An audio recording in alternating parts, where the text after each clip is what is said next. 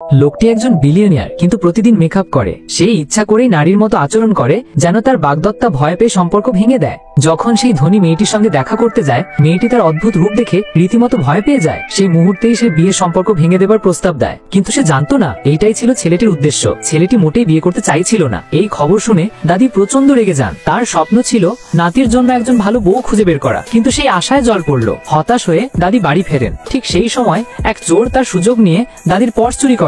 দাদি কিছুই টের পান না। আর ঠিক তখনই ঘটনাটা দেখে ফেলে এক নারী। সে ছুটে যায়, এক ঘুষিতে চোরটাকে ধরাশায়ী করে পার্সটা ফেরত এনে দেয় বৃদ্ধাকে। দাদি কৃতজ্ঞতার সঙ্গে তাকে ধন্যবাদ দেন। আর তখনই দাদির মনে পড়ে যায়, এ তো সেই মেয়েটি যিনি গতকাল আমাকে সাহায্য করেছিলেন। গতকাল মেয়েটি এক ভবনের লিফটে উঠছিল। তখন তার গায়ে ছিল ক্লিনারের ইউনিফর্ম। লিফট ওভারলোডেড ছিল। এক উদ্ধত সুপারভাইজার তার ক্ষমতার দম্ভে দাদিকে লিফট থেকে নামিয়ে দিতে চেয়েছিল। তখনই মেয়েটি সাহস করে এগিয়ে আসে। সে সুপারভাইজারকে ঠেলে নামিয়ে দেয় আর দাদিকে বাঁচায়। দাদির মনে হলো এই মেয়েটি তো নাতির জন্য পারফেক্ট পছন্দ, কিন্তু মেয়েটি জানায় আমার একটি সন্তান আছে, তাতে দাদির কিচ্ছু যায় আসে না। তার চোখে মেয়েটি সোনার মানুষ। পরদিন ছেলেটি ডেলিভারি ম্যান সেজে মেয়েটিকে যাচাই করার পরিকল্পনা করে। সে চায় মেয়েটির সততা ও সহানুভূতির পরীক্ষা নিতে। হঠাৎ তার সাইকেল থেকে সে পড়ে যায়। এই দৃশ্য দেখে মেয়েটি দৌড়ে আসে তাকে সাহায্য করতে।